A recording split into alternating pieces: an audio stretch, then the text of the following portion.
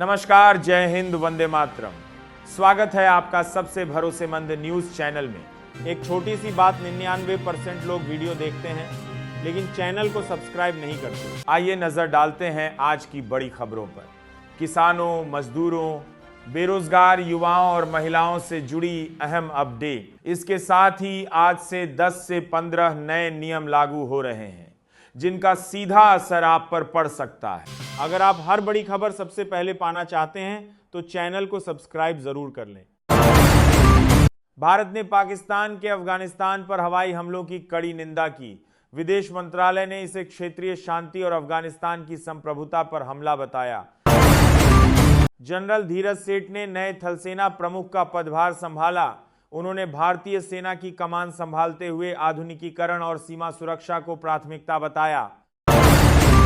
Delhi high court ने नाबालिग दुष्कर्म मामले में आरोपी की जमानत रद्द की। कोर्ट ने आरोपी को 1 जुलाई तक सरेंडर करने का आदेश दिया। पुणे कोर्ट का बड़ा फैसला, 3 वर्षीय बच्ची से दुष्कर्म और हत्या के दोषी को रेयरेस्ट ऑफ रेयर मानते हुए 3 बार फांसी की सजा सुनाई गई। बेंगलुरु में 1.9 करोड़ की लूट का खुलासा, कारोबारी के ड्राइवर समेत 5 आरोपी गिरफ्तार। पुलिस ने 85 लाख बरामद किए।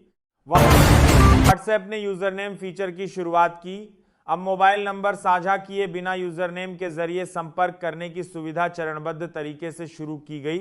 देश में जून का महीना 1901 के बाद 5वां सबसे सूखा जून रहा। मौसम विभाग के अनुसार सामान्य से लगभग 40% कम बारिश दर्ज की गई। राजस्थान के झुंझुनू में स्कूल वैन में आग लगी। सभी बच्चों को समय रहते सुरक्षित बाहर निकाल लिया गया। बड़ा हादसा टल गया। बेंगलुरु में पीओसीएसओ मामले में पुलिस सब इंस्पेक्टर गिरफ्तार। नाबालिगों के यौन शोषण के आरोप में कार्रवाई। एक कांस्टेबल भी निलंबित। दिल्ली की नई ईवी नीति लागू करने की तैयारी तेज। इलेक्ट्रिक वाहनों को बढ़ावा देने के लिए सरकार ने नई नीति के क्रियान्वयन की प्रक्रिया आगे बढ़ाई। बिहार के बांका में महिला की हत्या का खुलासा, लापता महिला का शव टुकड़ों में मिला। पुलिस ने पति और सास को गिरफ्तार किया। गाजियाबाद में लिव इन पार्टनर की हत्या, महिला और उसकी बहन गिरफ्तार। पुलिस के अनुसार हत्या को आत्महत्या दिखाने की कोशिश की गई। शिमला स्कूल संचालिका हत्याकांड, संपत्ति विवाद में मृतका के भाई सहित 2 लोगों को हत्या की साजिश रचने के आरोप में गिरफ्तार किया गया। गुजरात हाईकोर्ट का अहम फैसला, कोर्ट ने कहा कि केवल मैरिज रजिस्ट्रेशन सर्टिफिकेट से हिंदू विवाह वैध नहीं माना जा सकता। जरूरी धार्मिक रीति रिवाज भी आवश्यक हैं। उद्धव ठाकरे को झटका, शिवसेना अपटी के नेता सचिन अहीर ने शिंदे गुट का दामन थामा। महाराष्ट्र की राजनीति में हलचल तेज। हॉर्मुज जल अमरू मध्य में भारत आने वाले जहाजों ने बढ़ाई सतर्कता। ईरान से तनाव के बीच कई जहाजों ने सुरक्षा कारणों से ट्रैकिंग ट्रांसपोंडर बंद किए। भारतीय रुपया तिमाही में मजबूत। कच्चे तेल की कीमतों में गिरावट के बीच रुपया 5 तिमाहियों में पहली बार बढ़त के साथ बंद हुआ। सोने की कीमतों में गिरावट, 30 जून को 22 और 24 कैरेट सोने के दाम प्रमुख शहरों में कम हुए जबकि चांदी महंगी हुई। देश भर में मानसून ने पकड़ी रफ्तार। आईएमडी ने कई राज्यों में तेज बारिश, आंधी और 70 किमी घंटा तक की हवाओं का अलर्ट जारी किया। पुरी जगन्नाथ मंदिर में अनासरा अनुष्ठान शुरू। भगवान जगन्नाथ के 15 दिनों तक सार्वजनिक दर्शन बंद रहेंगे। श्रद्धालु अलारनाथ मंदिर में दर्शन करेंगे। दिल्ली में मतदाता सूची का विशेष पुनरीक्षण सर शुरू। लगभग 13,000 बीएलओ घर घर जाकर मतदाताओं का सत्यापन करेंगे। उत्तर प्रदेश कांग्रेस अध्यक्ष अजय राय को अयोध्या में रोका गया। राम मंदिर चढ़ावा मामले को लेकर प्रस्तावित दौरे से पहले पुलिस ने हिरासत में लिया। दिल्ली सरकार की नई ईवी नीति को मंजूरी। इलेक्ट्रिक दोपहिया वाहनों पर सब्सिडी, पुराने पेट्रोल डीजल वाहनों की स्क्रैपिंग पर प्रोत्साहन और रोड टैक्स में छूट का ऐलान। मुंबई में भारी बारिश का येलो अलर्ट। आईएमडी ने तेज बारिश, गरज, चमक और बिजली गिरने की चेतावनी जारी की। कोलकाता पुलिस ने पूर्व संपादक आर राजगोपाल के पासपोर्ट मामले में जानकारी मांगी। पासपोर्ट नवीनीकरण विवाद के बीच जांच जारी। लोहागढ़ हत्याकांड में नया खुलासा। पुलिस के अनुसार आरोपी मंगेतर और उसके साथी ने कई दिनों तक हत्या की योजना बनाई थी। गुजरात के छात्रों के खान-पान पर सर्वे। कॉलेज और हॉस्टल के छात्र घर के खाने की बजाय कैंटीन और जंक फूड पर अधिक निर्भर पाए गए। 23 राजनीतिक दलों ने मुख्य न्यायाधीश को पत्र लिखा। चुनाव आयोग की विशेष मतदाता सूची पुनरीक्षण प्रक्रिया सर पर चिंता जताई। भारतीय वायुसेना प्रमुख की इटली के वायुसेना प्रमुख से मुलाकात। दोनों देशों के बीच रक्षा सहयोग और साझा हितों पर चर्चा हुई। केंद्र सरकार ने फिल्म उद्योग को बढ़ावा देने के लिए 2 बड़े फैसलों की घोषणा की। देश भर में अधिक सिनेमा स्क्रीन विकसित करने और फिल्म सेक्टर को प्रोत्साहन देने की योजना। केंद्र सरकार ने पेट्रोल डीजल पर लागू अस्थायी बिक्री प्रतिबंध हटाने का फैसला किया। 1 जुलाई से पुराने अस्थायी नियम समाप्त होंगे। केंद्रीय कानून मंत्री अर्जुन राम मेघवाल ने ऑनलाइन नोटरी आवेदन मॉड्यूल लॉन्च किया।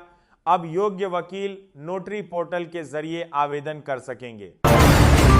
राष्ट्रीय निवेश एवं अवसंरचना कोष नीफ में केंद्र की कुल प्रतिबद्धता 60 करोड़ पहुंची। सरकार ने इंफ्रास्ट्रक्चर निवेश को बढ़ावा देने पर जोर दिया।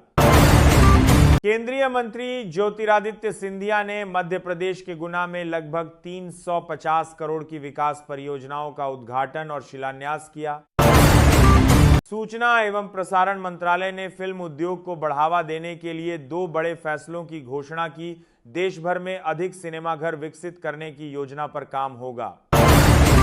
भुवनेश्वर के यूनिट 2 मार्केट में भीषण आग लगने से 15 से अधिक दुकानें जलकर खाक हो गईं।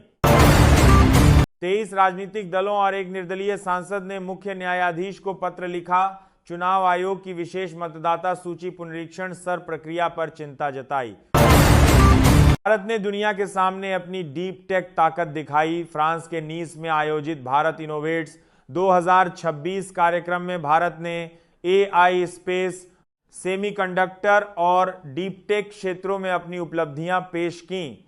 इससे विदेशी निवेश और रोजगार के नए अवसर बढ़ने की उम्मीद है। छात्रों और युवाओं के लिए टेक्नोलॉजी आधारित नौकरियों की मांग बढ़ी। AI, cyber security, data analytics और डिजिटल टेक्नोलॉजी से जुड़े क्षेत्रों में भर्ती की मांग लगातार बढ़ रही है। विशेषज्ञ युवाओं को नई तकनीकी स्किल्स सीखने की सलाह दे रहे हैं। भारत की वैश्विक नवाचार शक्ति की फ्रांस ने सराहना की। फ्रांस के राष्ट्रपति मैक्रो ने भारत को इनोवेशन का देश बताया। इससे अंतर्राष्ट्रीय निवेशकों का भरोसा बढ़ने और भारतीय स्टार्टअप इकोसिस्टम को फायदा मिलने की उम्मीद है। भारत की स्पेस और टेक इकोनॉमी पर निवेशकों की नजर। स्पेस टेक्नोलॉजी, एआई और स्टार्टअप सेक्टर में भारत की बढ़ती क्षमता के कारण अंतर्राष्ट्रीय निवेशकों की रुचि बढ़ रही है। इससे उच्च कौशल वाली नौकरियों में वृद्धि की संभावना है। ओमान के पास भारतीय जहाज से जुड़ी बड़ी घटना। ओमान के तट के पास एक भारतीय जहाज संकट में फंस गया, लेकिन सभी 14 भारतीय चालक दल के सदस्यों को सुरक्षित बचा लिया गया। यह समुद्री सुरक्षा और भारतीय व्यापार के लिए महत्वपूर्ण खबर है। किसानों के लिए संस्थागत ऋण और समर्थन योजनाओं का कृषि क्षेत्र में किसानों को आसान ऋण, एमएसपी खरीद और आधुनिक खेती की सुविधाओं का दायरा बढ़ाया जा रहा है। इसका उद्देश्य खेती की लागत कम करना और आय बढ़ाना है।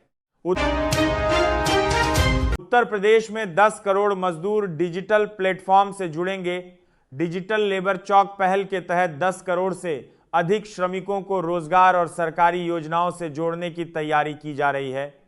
इससे मजदूरों को काम खोजने में आसानी होगी। राष्ट्रीय श्रमिक रजिस्ट्री बनाने की तैयारी। केंद्र सरकार देश भर के श्रमिकों का डिजिटल डेटाबेस तैयार करने की दिशा में काम कर रही है। इससे मजदूरों को सामाजिक सुरक्षा और सरकारी योजनाओं का लाभ तेजी से मिल सकेगा। भारतीय कृषि क्षेत्र में डिजिटल तकनीक का उपयोग बढ़ा। नई रिपोर्ट के अनुसार कृषि क्षेत्र में डिजिटल तकनीक, किसान सहायता योजनाओं और रिकॉर्ड उत्पादन ने ग्रामीण अर्थव्यवस्था को मजबूती दी है। किसानों तक तकनीक पहुंचाने पर विशेष जोर दिया जा रहा है।